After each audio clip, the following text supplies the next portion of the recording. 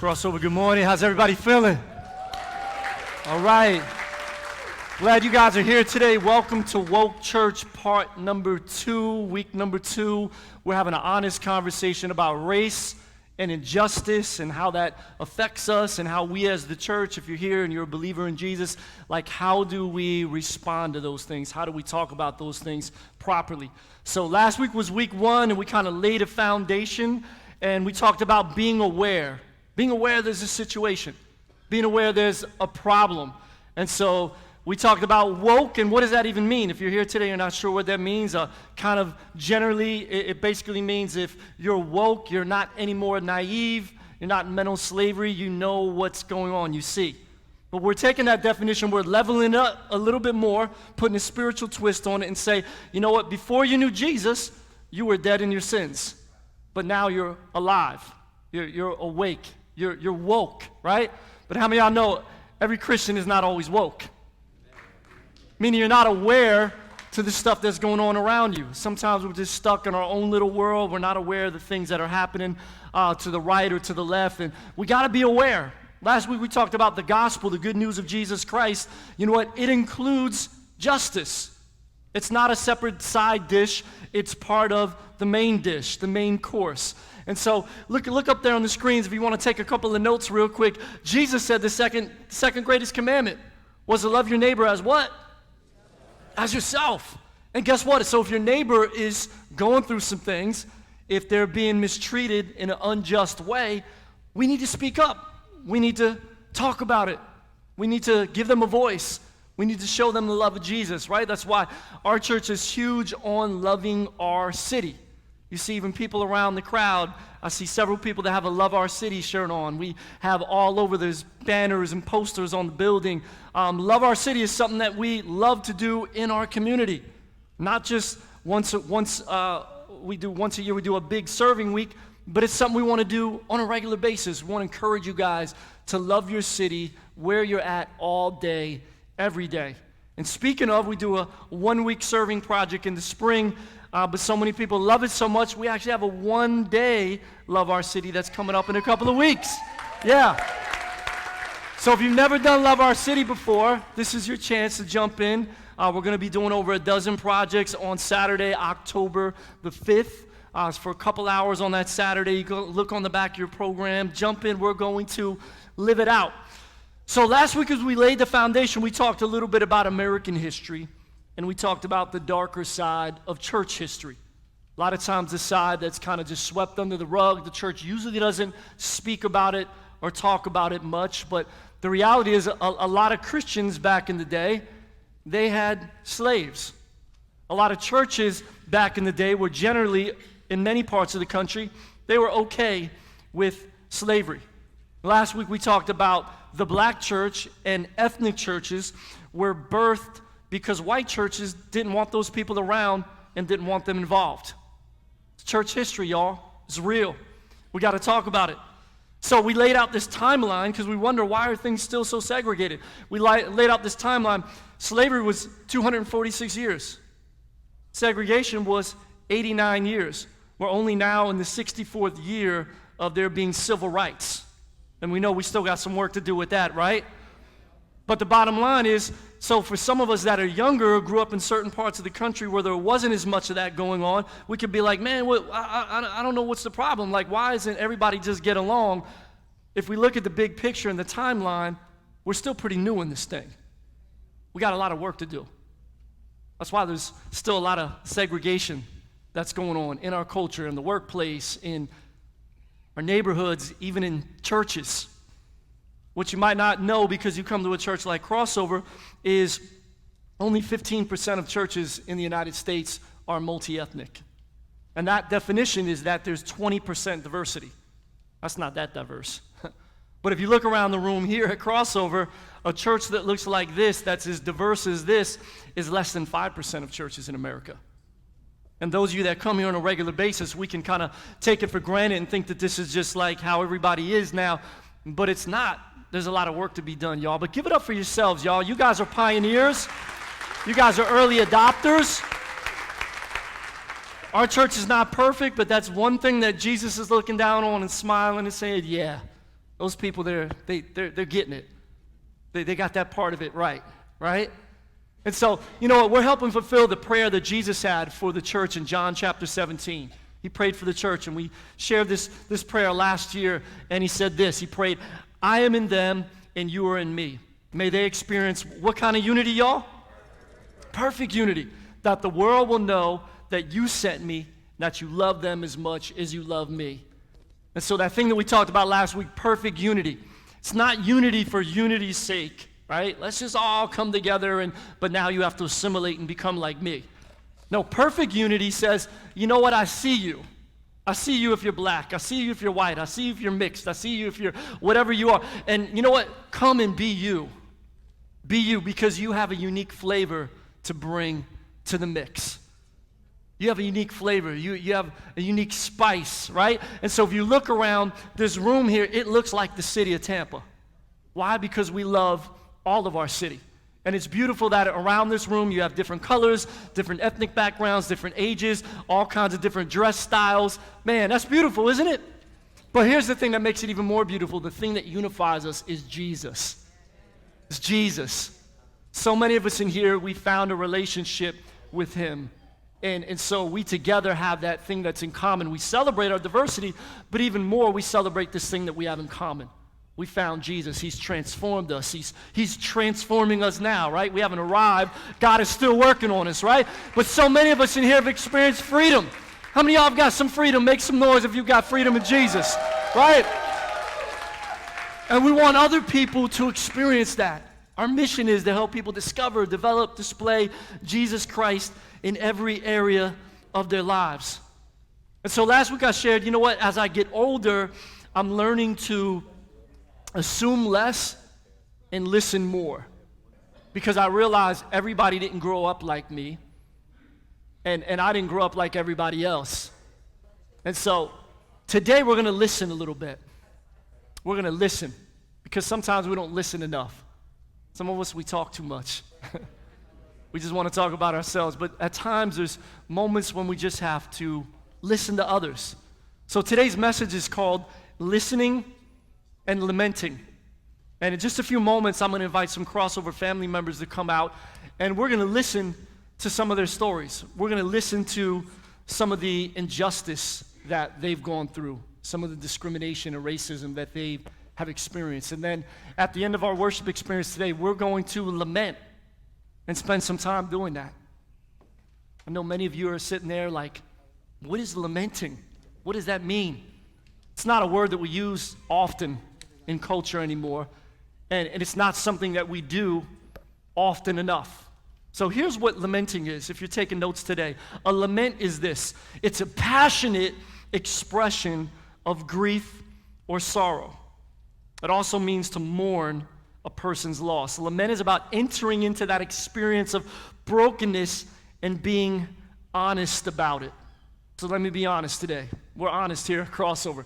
The church isn't always good at lamenting. It's not. Because we're not really good at lamenting many times, right? Many times we come to church, we'd rather just praise and celebrate, and all that's good because our God is good, but there's moments where we have to carve out some time to also lament. And there's some stuff that people are going through, and we got to get through it and talk about it and work through it in a healthy way and grieve. In 2017, I lost both my mother and my father in the same year. It was a challenging year. It was hard. And I thank many of you guys that were part of the church family back then that prayed for me and my family, supported us, loved on us. Man, you guys were awesome. But to be honest with you, there were some moments where I just kind of wanted to run away from the whole situation. And I tried to keep myself busy doing other stuff because I didn't want to think about it. You ever been there before? You have something bad going on in your life and you just try to keep yourself busy so you didn't even think about it. Because here's what lamenting does, y'all. It brings up these feelings, draws out these feelings and emotions that we have that many times we don't want to deal with. We don't want to feel that way. We don't want to cry. And sometimes when you lament, you not only cry, but you might do the ugly cry. Y'all know about the ugly cry? I mean, you look like, oh, I mean, it's not something you want to put on Facebook, right? So But that year, I had to learn to take out some time and some moments to just be still before the Lord and literally and cry and grieve. I lost my parents. Even though I'm a pastor, like, I'm a human. And I know they're with the Lord. They knew Jesus. Praise God. I'm going to see them someday again, right? And that's great. But I missed them. And so I had to learn to lament. And I'll be honest, it made me feel uncomfortable at times. But lamenting can be good. Could be a healthy thing that we need to do. We got to find time to lament even some of the, not just the loss, but some of the injustice that's happened, some of the wrong that's happened against us or people that we love or we care about. And the Jewish people in the Bible, you know what? They were good at lamenting. They often revisited their awful past so they didn't forget about it. They didn't just brush it under the rug, kind of like we do in culture. And so in biblical times, if you would have lost like your dad or your mom or somebody really close to you, you know what they would do? Your employer would give you 1 month of work off. You would have off for an entire month so you could just lament. And then some people that were close to you, they would get some time off to come and just lament with you and maybe just sit with you. Not that they had to say anything, not that they had to do anything, just be there and just maybe put an arm around you, cry with you, rock with you, just be there. That's biblical lament. As a matter of fact, in the Bible, there's an entire book in the Old Testament. It's called Lamentations. It's about lamenting. And in that book, kind of the setting of it, the background is there was basically a catastrophe. In the kingdom of Judah, they were being disobedient towards God, and God allowed an enemy to come in, the Babylonians, and they came in and they destroyed just the entire country, basically. They crushed the people, they destroyed the capital, Jerusalem. A lot of people were killed, and then the people that were still alive, most of them were captured, and they were taken away in exile as slaves to Babylon, over 1,000 miles away. It was basically the death of a nation. It's rough, right? So you look at Lamentations in chapter 3, verse 1, the prophet wrote this, and he said, I am the man who has seen affliction, and he goes on to talk about the pain he's gone through and all the suffering that he's seen. And many of us, we've gone through some pain. We've experienced some suffering, and we got to lament over that. We got to lament what's happened in our country. We got to lament the division that's even in our country right now today, the division that's even in the church. So today is going to be about entering into the pain of others, and it's pain that we all should feel and bear together because we're family, y'all. So today's experience, it's not about solutions. We're going to talk about that in the coming weeks. Today is really kind of be focused on coming to terms with, we live in a world where there's deep issues when it comes to race and injustice. And we need healing from Jesus. He's the one that can offer it. He's the one that can bring it. And so we're going to listen and we're going to lament some of these stories today. So Crossover family, I want you to welcome our panel today. Make some noise for them as they come on out. Come on out, guys. Yeah.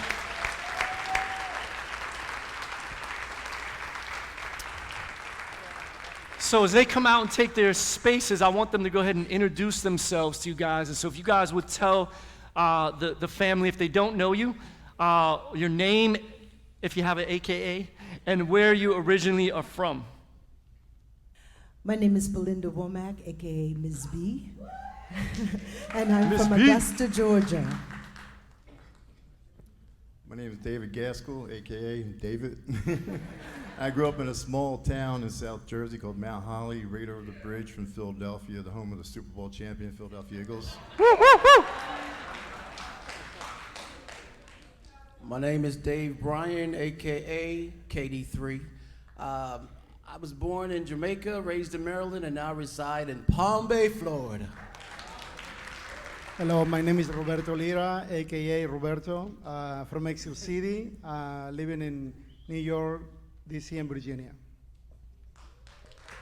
My name is Robert Crawford, and I'm originally from Cleveland, Ohio, and yes, I'm a long-suffering Browns fan. My name is Loriana De Paz, and I have been here in Florida for 17 years, so I'm a Floridian at this point, but from Rhode Island, and before that, military brat, so all over. All right, so one more time, give it up for our entire panel. So last week, if you were here, you heard a little bit about my story. I originally grew up in the Philadelphia area. All right, go Eagles. And but I grew up in a very diverse environment. A lot of my friends were from all different ethnic backgrounds, and so I never really experienced a whole lot of issues of race or injustice until I was in about 11th grade. My family moved out of the Philadelphia area to a small town in the mountains in the middle of Pennsylvania. And that's when I began to, for the first time, get exposed to people that didn't like other people just because of their skin color and their ethnic background. And then I went to college in the South, over in Lakeland, and I noticed even more of that. And so, in some circles, people will assume that I'm white. In some circles, people will assume I'm Hispanic. People regularly come up to me and say, "Hey, hermano," and I say, "Hey, ¿cómo está? Hey, yo soy griego, mi esposo puertorriqueño, pero yo..." Anyways, if you don't know what all that is, we could talk later. And then in some circles, people think that I'm Middle Eastern. So I've experienced some racism from white people, from Spanish people when I can't keep going with the conversation. They're like, "Oh, you ain't," And then even from black people at points in times. I've experienced racism, and all kinds of us have experienced racism from different ends in different spaces and places. It's real, across the board. And so you heard a little of my story last week, but I want you to hear the panel story because we have a diverse group of people up here at different ages, from different parts of the country, and there's some stuff that's real. Some stuff even for me at my age, there's some people on this panel that are older than me that came even from a different era. And so we're gonna start with Ms. B. And so Ms. B grew up even when there were still separate water fountains when she was little. And as a matter of fact, this is something that I learned. I didn't realize when you went to the doctors, there was separate rooms for you to go. And so healthcare was even much different depending on what your skin color was. So talk a little bit about some of those healthcare situations you had growing up, Ms. B. Well, yeah, everything was separate, no matter whether you went to a water fountain or whether or not you walked into a store. You even had a room, a certain door to go into the store. But at the doctor's office, you would go, my doctor, Dr. McGahee, I remembered his name just a couple of hours ago. You went into an alleyway and you went into a side door to get into his office, even though his main office door was on the front. And when you walked in, the room was dirty. I wondered if they ever swept it. And the toys were raggedy. We were all broken toys. Magazines were just a mess. And so at one point, my brother made a junkyard bicycle. And if you don't know what that is, see me in the lobby and I'll tell you all about it. But he made a junkyard bicycle. And I decided that I was gonna take that bicycle and go to the store for my grandmother. And I have a bag of groceries, and back then there weren't plastic bags, there were paper bags, so you were holding the bag and you were riding your bike. And at some point, the bike chain broke and I fell over. And when I fell over, one of the screws that he had put into the bike went into my leg. And when it went into my leg, I laid there for a minute trying to figure out, okay, how I'm gonna do this. Pain hadn't really set in yet, and so I grabbed the handlebars and I yanked the bike.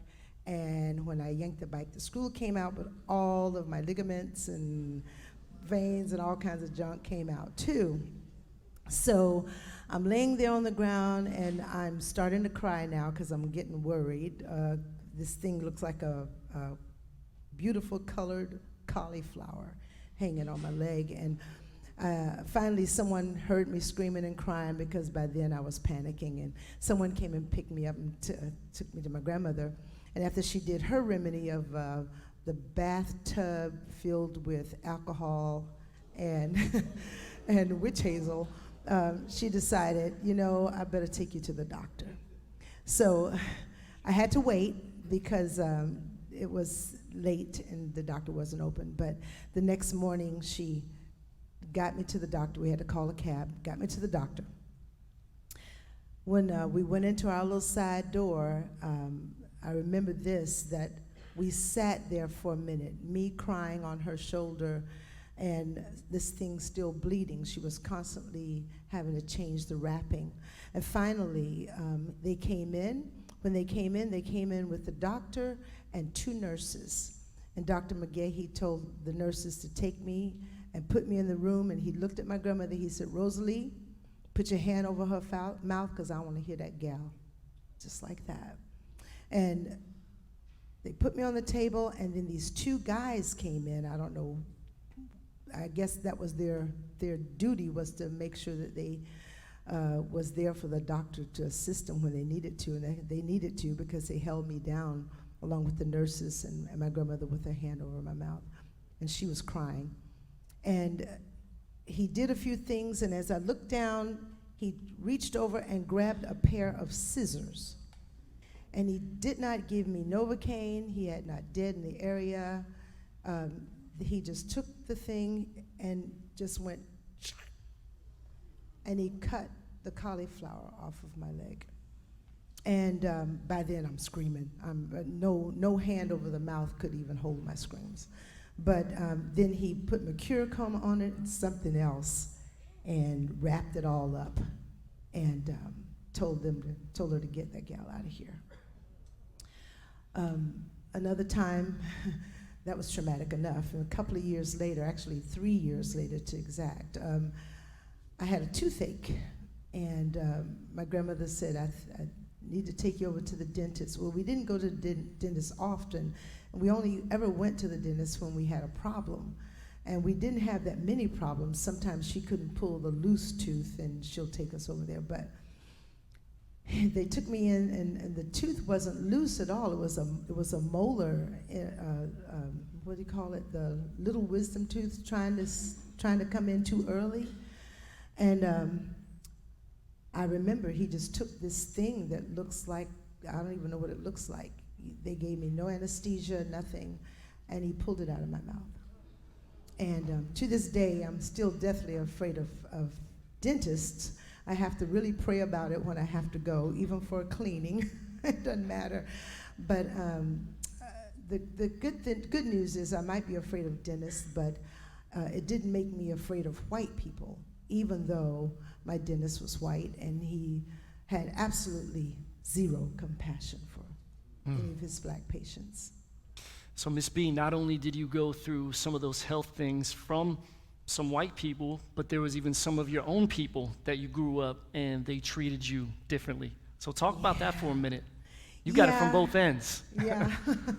Growing up was, my grandmother on my dad's side is German and black.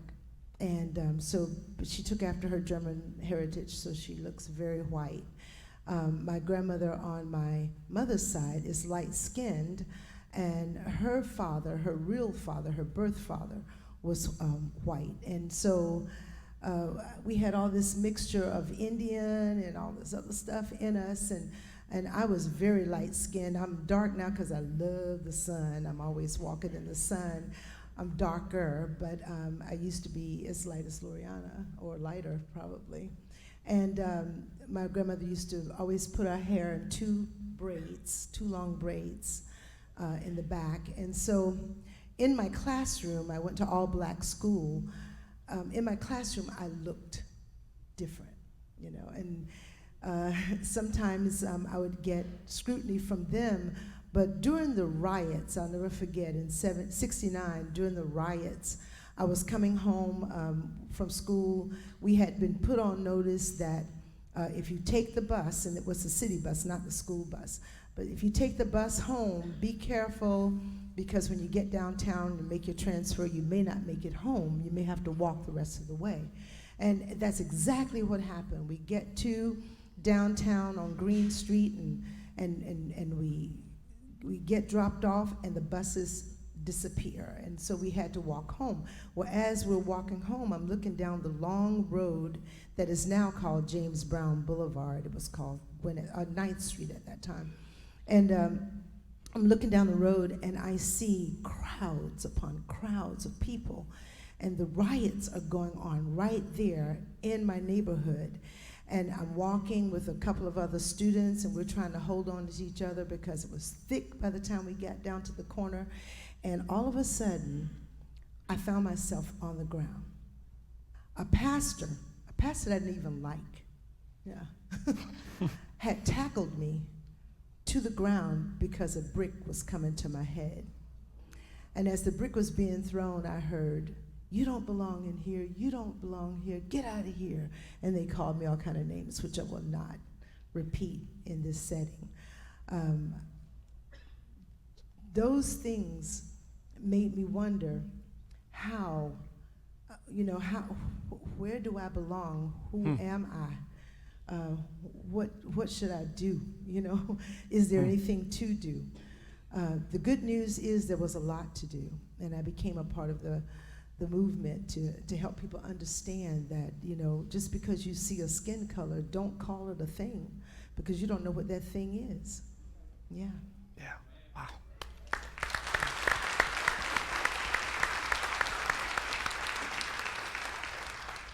So David, growing up, we're going to go from Georgia to South Jersey. And talk to us about what happened to you in high school. First of all, I'm scared to death of the dentist too, so I think that's normal. The town I grew up, the neighborhood I grew up in was all white. I mean, for blocks and blocks and blocks, there was no black families, no Hispanic families. I mean, it was just lily white. But it's kind of neat how God works, because for some reason they kept rezoning in the district like every year, so I ended up going to 5 different schools by the time I was in 8th grade. I went to 2 all-white schools, I went to an all-black school, and then I went to 2 schools that were mixed. And the blessing is that I had friends from all different colors and cultures, and I learned at a young age that people were just people. Color didn't matter, all that really mattered what was in their heart. Fast forward to high school, in high school I was a 3-sport athlete. Sports were my God. And I didn't date a lot, I only dated 2 or 3 girls, just because I was scared to death of them, to be honest with you. But my senior year, there was a girl that I'd known since 2nd grade, and she blossomed into this beautiful young woman, beautiful smile, and she got nominated for Homecoming Queen, and that's when I really took notice of her. And I knew that little Nancy had a crush on me since like 2nd grade, so I started talking to her and walking her home after school and so forth. And the problem is, Nancy was black, and I was white. And in 1979, that was a no-no. You could play ball with all the black kids, but don't date a black girl, okay? And man, you would have thought I was Charles Manson, because people, they just deserted me.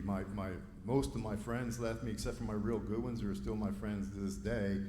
But the teachers were teaching me differently. The principal was rude to me and her. He'd always say, get to class, anytime he saw us talking. My coach, who had been my coach for 3 years, he just pretty much stopped talking to me altogether. He would give the lineup to his assistant coach, and he would tell me when I was pitching or if I was where I was batting in the batting lineup. And my parents obviously weren't happy about it. Her parents were happy about it. The neighbors were calling, and gossip was going around. And I remember my dad had told me, he said, if you're going to do this, it's going to be hard. This just isn't accepted. But I just didn't really care what people thought about me. I knew I wasn't doing anything wrong. We were good kids. We never got in any trouble. It was pure. It was honest. It was innocent. And we were truly in love. We really were. And near the end of my senior year, they had the big sports banquet, and I was up for the biggest award of the night. And I'll never forget it. We were all in the banquet hall, and we were all dressed up in suit and ties, and my parents were there. And the coach gave out all the awards, and then he came to the last award. It was my award. And he stood up there in front of everybody, and he said, well, we got one more game tomorrow, so I'm going to wait till after the game tomorrow to announce the award, the MVP. And I just remember I was crushed. I mean, 40 years later, and it hurts as I tell you right now, that was my moment, that I worked for, and he stole it from me. And I remember driving home, and my dad said, man, that was dirty. I was like, yeah, that was dirty, Dad. A couple days later, the same guy called my dad, and he said, tell David his trophy's up at the school if he wants to come and get it. And I told my dad, I said, tell him he can keep his trophy. But I calmed down. I went and got my trophy. You better believe that. I still got that trophy. Well, a little while after that, before school, there was a spot where me and Nancy used to meet, and she didn't show up, and her sister showed up, and she was crying, and she said, David, Nancy tried to kill herself. She took a bottle of pills, and she's in Memorial Hospital. So I skipped school, and I ran to the hospital. It was not even a mile away. And when I got there, they had already pumped her stomach, and she wasn't looking too good for sure. She was in the hospital bed, and I walked in, and we hugged, and we cried, and I just kept saying, man, it's all my fault. It's all my fault. My dad said I shouldn't do this, but I didn't listen to him, and I just kept thinking, man, if she had died, I would have had to live with that the rest of my life, you know? Then when the school year got out, her parents sent her to New York to live with her aunt and uncle, and I went off to college, and that essentially ended our relationship. When Pastor Tommy asked me last week if I would talk, I gave Nancy a call. I still stay in touch with her through social media and so forth, and I told her I was going to be talking about this. And she said, David, you know, the only regret I have in my whole life is that we never got to fulfill our relationship on our own terms. And she said, I love you. And I said, I love you too.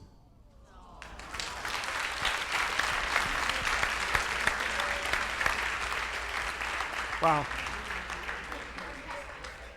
So one more thing, man, I want you to share. David works in the foster care system and works with foster kids, and yeah, loves on those kids. So share about that incident that happened in your car a couple months ago. Okay, first of all, my foster kids are my kids. I love them. I shower those kids with love because they deserve it. And I'd take them all home if I could. Yeah. But I do this visit every other Saturday. I did it yesterday with the same two kids. It's two young black kids. An 8-year-old I pick up in St. Pete. A 12-year-old I pick up in Fort Myers, and I drive them to see their dad. And on the way to this visit a couple months ago, they're in the back seat fighting over a tablet. And the oldest kid says, Mr. So-and-so won't let me use my tablet. And the younger brother, he says, Mr. So-and-so, he's a racist. All white people are racist. And I was like, whoa. So I slowed the car down. And I tilted the rear view mirror so I could look at Junior right in the eye, you know. I said, Junior, you think I'm a racist? He goes, no, Mr. David. I said, well, I'm white. He goes, you're white, Mr. David? And I started laughing. I was like, of course I'm white. What do you think I am? And he looks at me and goes, I thought you were black. I said, why would you think I'm black, Junior? And he said, because you're always good to me. You see, he equated goodness with black and bad with white, but when he saw the love of Jesus, all he could see was goodness. So he assumed I was black. Yeah. Awesome. So David's also a pastor in South Florida, or on the other coast in Palm Bay area, and you did that song today called Rules. So break down, like, why did you write that? Where did that come from? What was going on? Big up Jamaica, all the Jamaican people in the place. Bust up the place. Big up Jamaica. Bust up the place. I would try to be real brief. Just so you guys know, I'm of a family of 9 people. I'm the second to last child, and all of us, thank God, by His grace, are still here. And 3 of my siblings are married to white folks. So my sister's married to a white guy, and 2 of my other brothers are married to white females. So there's no prejudice here. But the reason why I wrote that song, Pastor Tommy asked me, hey, do you have anything that deals with injustice?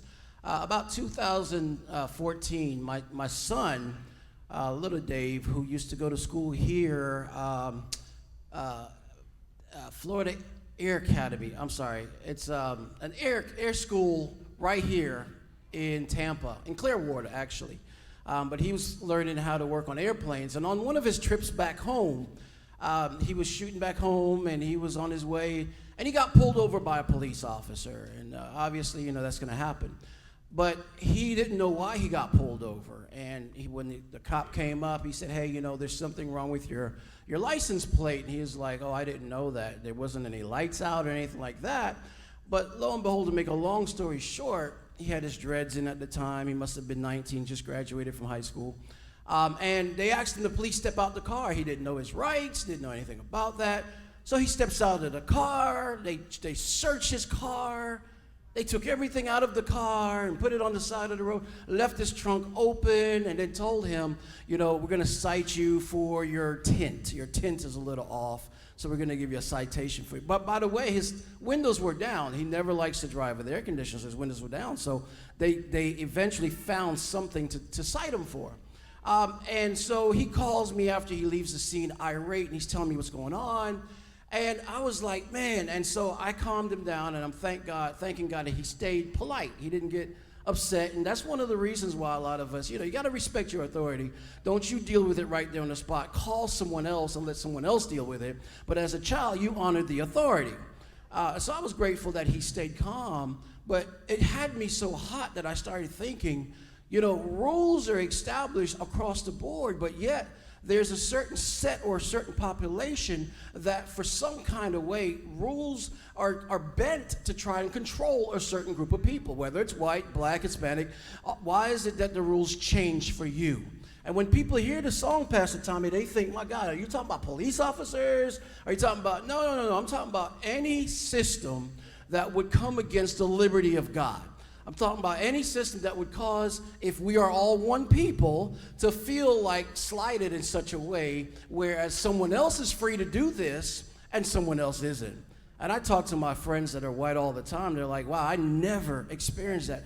And it's sad because you have no idea what it feels like to just be black, to just be walking while black. And again, I'm not prejudiced. I have a lot of white friends. I own a Pilates studio. I work and teach a lot of white people. Black people do Pilates? Oh, inhale, exhale. Yes, we do. And it's funny because when they say, well, who's the owner? I said, well, I just work for the boss. You need something? I don't tell them because on several occasions they've come in and heard that I'm the owner and keep walking. Wow. So I said, I clean toilets. I work for the boss. I won't tell them who the boss is, but I work for the boss. Wow. Wow. Give it up for Pastor David. So if you notice there, like rules, the rules can be different for different people. They're applied at different, weight to different people. And so just like he said, he had to worry about his son because he doesn't know if his son's going to be one of the next statistics or a hashtag, right? So that's an experience that not everybody in this room has to worry about that in the same way. But we have to be woke and realize that there's some of our brothers and sisters in Christ that they got to worry about that. And that's a real thing. And that's something that even in the book, Woke Church, if you guys didn't get a book, we got some in the shop. Get it. It's a great book that Eric Mason wrote, Woke Church. That's kind of the basis of where we got some of the ideas for the series. And, we talked about that moment when a lot of African Americans and people of color even just realized, oh, wow, my skin color can be a problem. Or it could be a problem for somebody else. Or the rules can be applied a little bit heavier or different because of the way I look. And so, wow, thank you for sharing that, man. So we're going to move over to this side, and we're going to go all the way down from Jamaica to Mexico.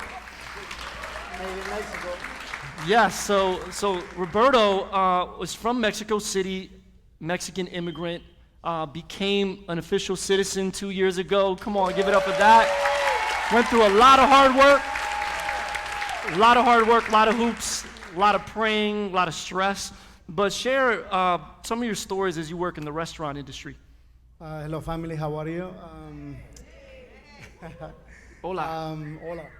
So I've been in this country I came here in '96. So years later, I learned the language, and then I was working in a restaurant, and I was waiting on this gentleman. He came, and I was like, "Hey, sir, how you doing? What would you like to drink?" And I gave him all my spiel and everything. So I gave him his drink, and then I gave him the food and everything. So I'm checking on him. He's not saying anything. He's just quiet. And then one of the times I go and I'm like, "Sir, everything okay?" He's like, "Can I speak to the manager?" I was like, "Sure, no problem. Is there anything wrong, the food or whatever?"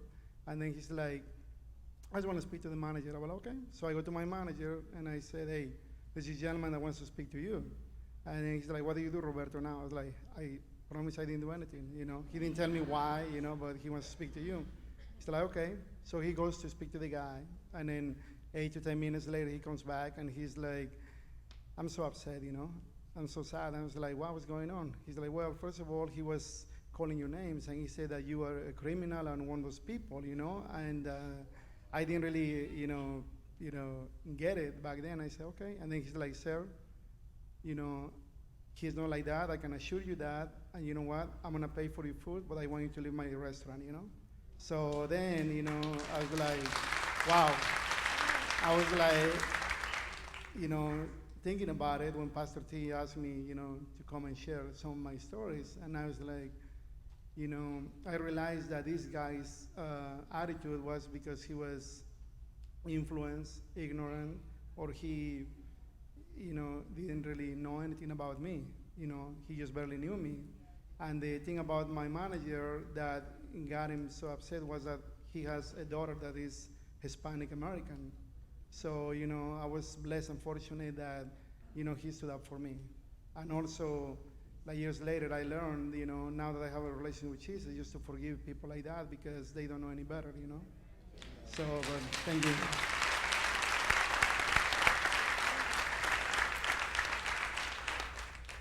I've been to many restaurants, and he's an amazing, amazing server, man. He takes care of us, man. He's a hard worker. He's awesome. Got a heart of gold.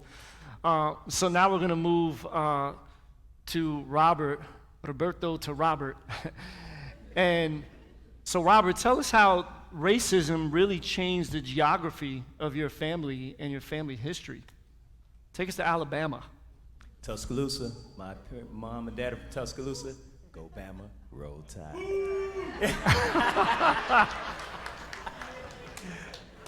But my parents were high school sweethearts. He was a football star. My mom was a cheerleader. As soon as she graduated, they got married. They had a dry cleaning business, successful. My mom's home was just like she wanted it. My dad looked at her one day and said, I don't want to continue to live in Jim Crow. What's Jim Crow? Tell everybody if they don't know that. Jim Crow, as it was a systematic way that minorities, particularly blacks, were kept in their place, just like how Miss B was talking about separate, not equal. Yeah. Whereas you could try to advance yourself by either trade, education, factory, whatever, but there, I could come back with a degree, come back to the South, and they would hand me a broom because you weren't given that opportunity. So my dad didn't want for his children to be, suffer from that. So he hopped trains. He told my mother, I'm going north. I'm going to call for you. He hopped trains to get up. The Salvation Army helped him a lot. That's why we always donated to them. Called my mom up.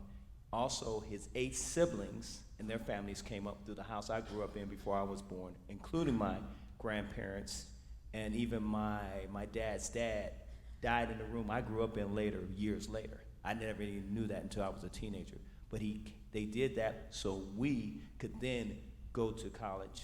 And I'm the first person out of my immediate family to go to college. I graduated from college of engineering, and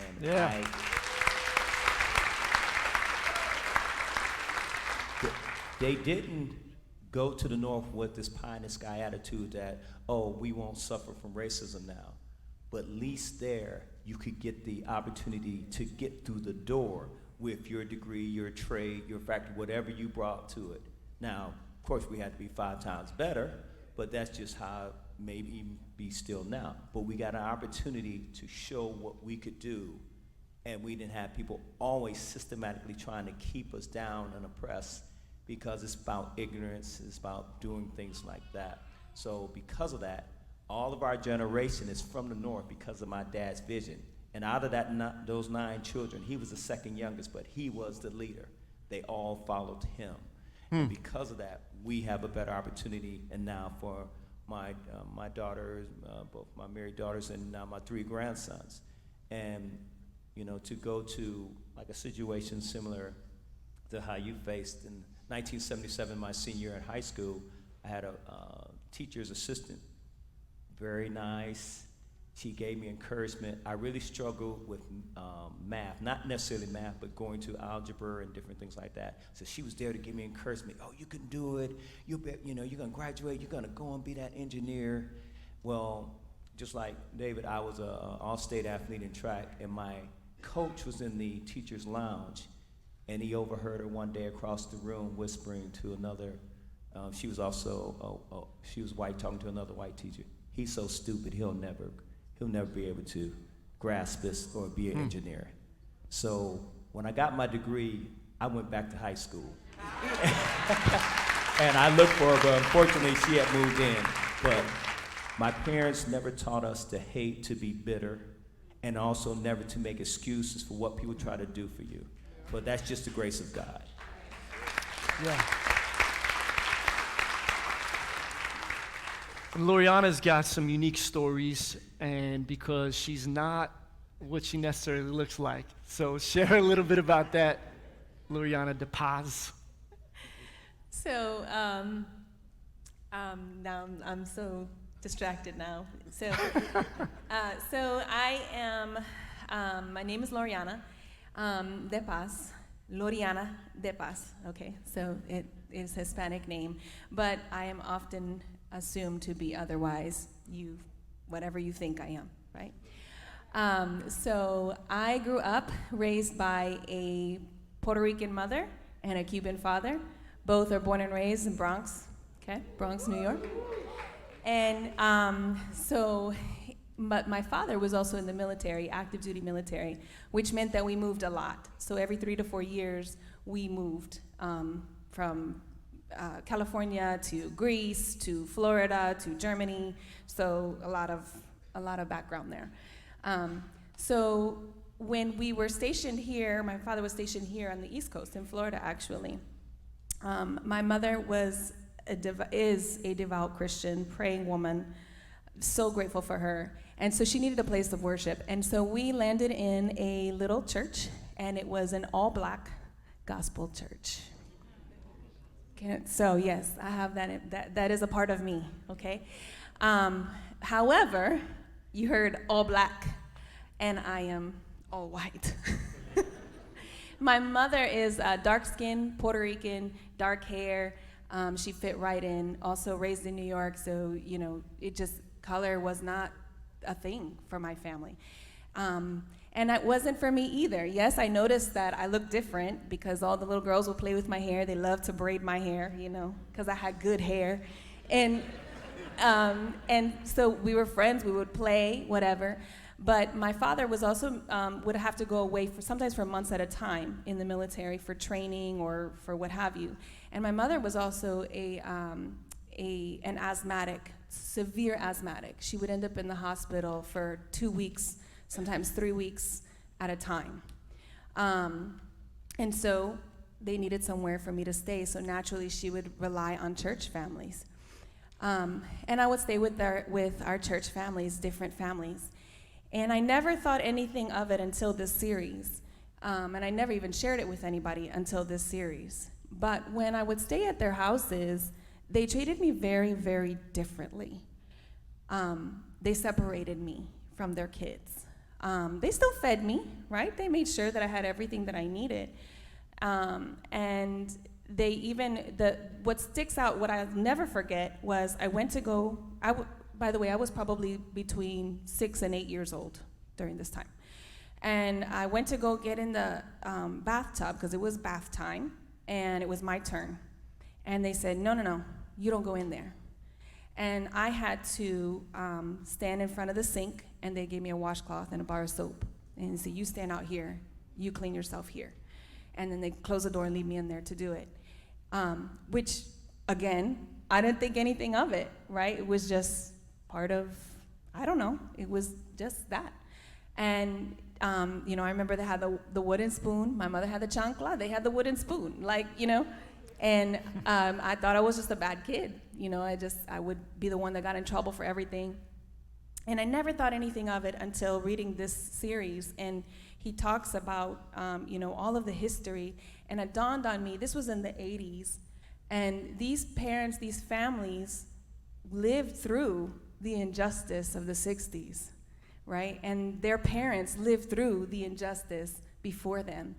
And so I began to realize, how sin doesn't discriminate. The pain, it doesn't discriminate. And so that could have been how they took that out on me. Thankfully, by God's grace and love, I never held that against anybody. I've never been bitter against any other color. I'm white, am I? So tell about the time your mom hit you in the back of the head. Oh, yes. And it kind of almost even connects with that and with what David said. I always forget this part of the story. It's probably the part I don't want to remember.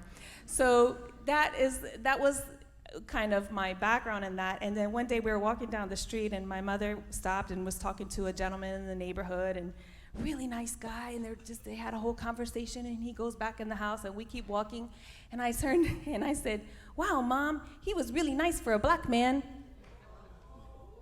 And yeah, my mother is Puerto Rican, and so you don't see it coming, and so all in the back of my head, and I probably didn't see color for a couple of days. Why would you say that? You know, I mean, I got it, and so I never, ever, ever said anything like that ever again. But to go with the story that you heard earlier, as a child, you know, thinking about it, I equated, well, they're mean, and, you know, black people are mean. That's how they treated me. They treated me differently. And not to say that I believe that at all by any means in this day. But just, you know, you equate what you, like he said, you know, good with bad. It doesn't matter what color, it doesn't matter where you're from, it's how you're treated, it's how it's portrayed, it's, you know, so. So you got that from that side, but then last story, tell about when you worked at this store with the other employee. Yeah, so I have so many stories, right? Because I'm in the middle. I'm like this middle person, I feel like. So as you heard, my name is Loriana de Paz, right? But a lot of people don't know that about me. I am part Cuban and part Puerto Rican, Cubariqueña all day, okay? I wave my flags proudly. And I was 17 working in a store, and a woman approached me, and she just started talking nasty about another family that was shopping, a Hispanic family, speaking in Spanish. You know, they're just shopping, doing their thing. And I was merchandising, hanging up stuff, and she literally felt the need to come and talk to me about those Spanish people. And I won't say some of the words she used. And you know, how can you work with them? They just like tear up the store, and they do this and they do that, and just generalizing, you know. And so, like I said before, I had Jesus, you know, I had Jesus. But, and I'm not one to confront somebody, but I'm not one to tell somebody off, but I am one to show somebody off. So I just kind of looked at her, and I said, just like that. And I said, you have a nice day. And I turned and looked at the family, and I said, ¿Cómo puedo ayudarte? ¿Cómo está el día, familia? ¿Cómo están todos?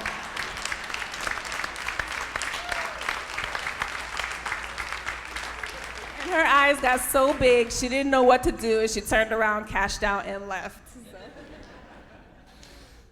So give it up for the panel one more time, guys. Yeah.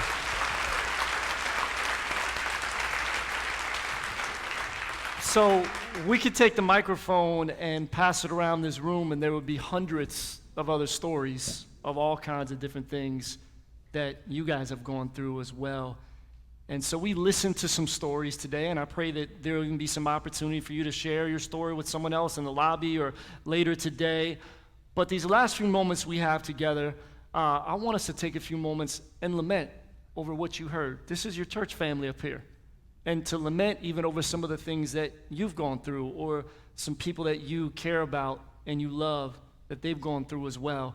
So if you pull your notes out, on the back of your notes, there's a thing at the top that says, what do you have to lament about today? And so if you took notes, you can take a picture of your notes, maybe even take a picture of the lamenting. And we're going to take a few moments, and Darnell's going to play and worship a little bit. And as he's doing that, I want us to just take some moments to lament. And Pastor Christopher is going to bring over this little pot. And at any given time, after you finish writing down what you are writing down to lament about, and as we're worshiping, you can bring that up here and just put it inside of this pot and let it go. And after service, we're going to burn all those things that are in there, not here in the building, but right out front as you leave, you're going to see that on fire. We're basically saying to God, we've lamented about this, and we're going to let it go. And so I know there's two kinds of people in here today, and there's some people like the people on the panel that they've experienced some injustice and gone through some things, but they've healed and they've gotten past it. So if that's you and you're here today, that's great, but take some time to lament and don't forget what you went through. Sometimes we just want to forget stuff. God many times wants us to remember it so we can help somebody else through it later. Or if it comes up again, which it may, injustice may come up again in your life, it may happen tomorrow, you'll know how to better deal with it, and you have the tools because you navigated it before. So there's a group of you in here, in worship and online, that's where you're at. Then there's another group of you today that maybe you've never let some of this stuff go. You've never healed from it yet. Some stuff you're still holding on to. Maybe you've never wanted to lament about it or even feel it because it got you so frustrated and upset, and there's some stuff that you need to let go of today. So wherever you're at in that scenario, I encourage you guys, take the next few minutes, write some stuff down, pray a little bit, come up and bring it in here. At any point, if you want to come up and pray at the front for a few minutes, and go ahead and do that. Healing is here, guys. Know that, because Jesus is here.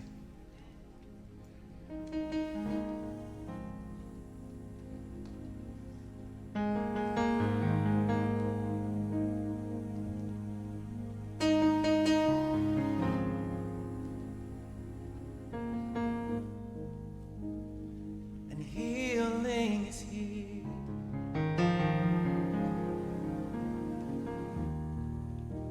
And healing is here.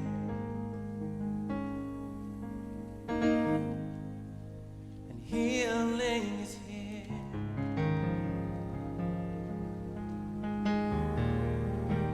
And I receive it.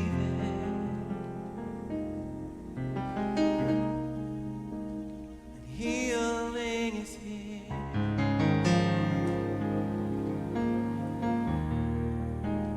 And healing is here.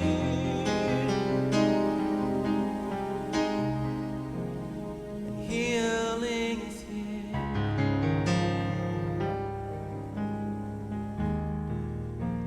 And I believe it. Healing is here.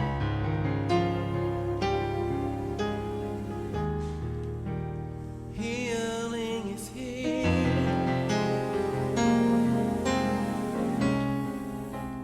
And healing is here.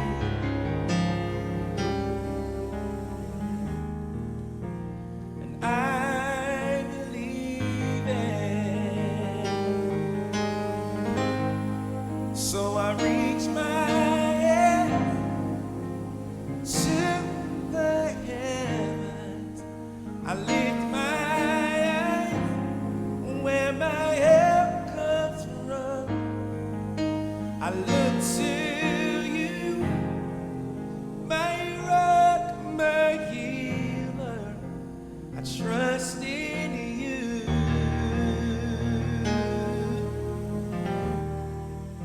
And freedom is here.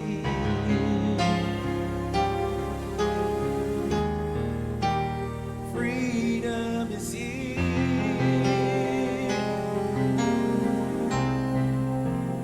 Freedom is here.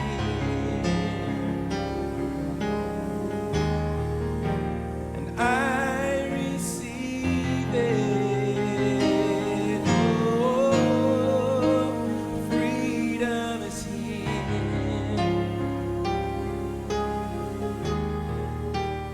Freedom is here.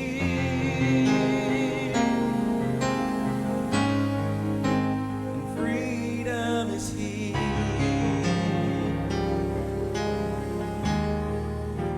And I believe it. Oh, so I reach my hands to the heavens. I lift my eyes where my help comes from. I look to you, my rock, my healer. I trust in you.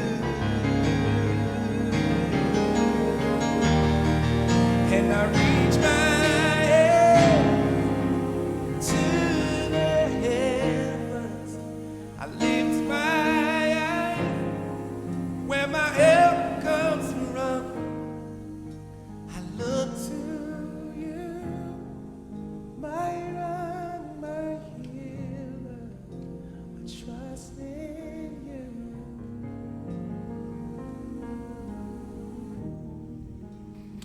invite you to stand up around the room.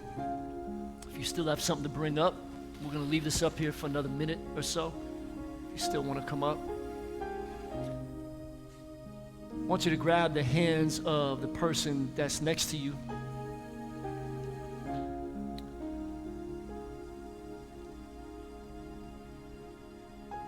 Father, we come before you today with heavy hearts. Hearts that are healing, but still heavy in the sense of the injustice that many people have experienced, even in this room.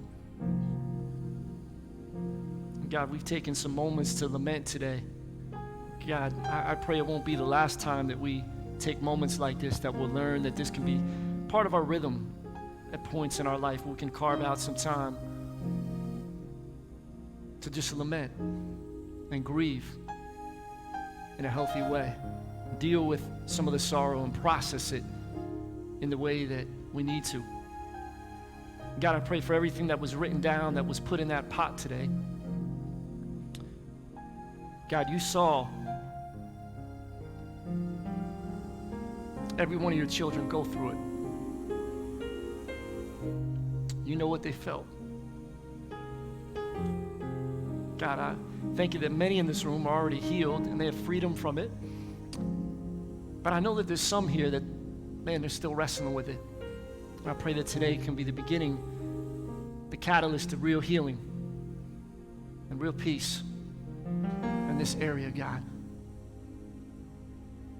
God, I thank you for Crossover Church.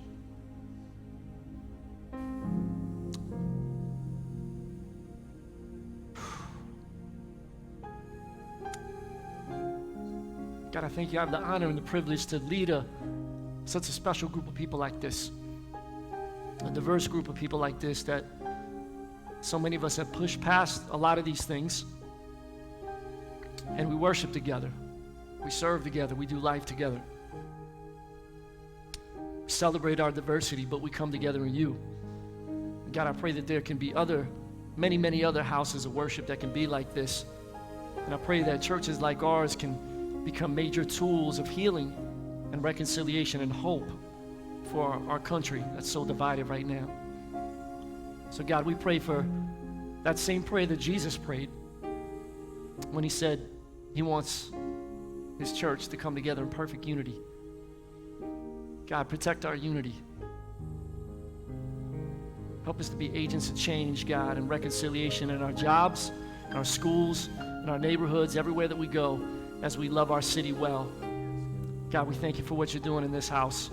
Pray you'll continue to work through this series, God, and bring healing and restoration. We pray all these things in your precious name. Amen. Come on, give it up for the Lord today, guys. Yeah.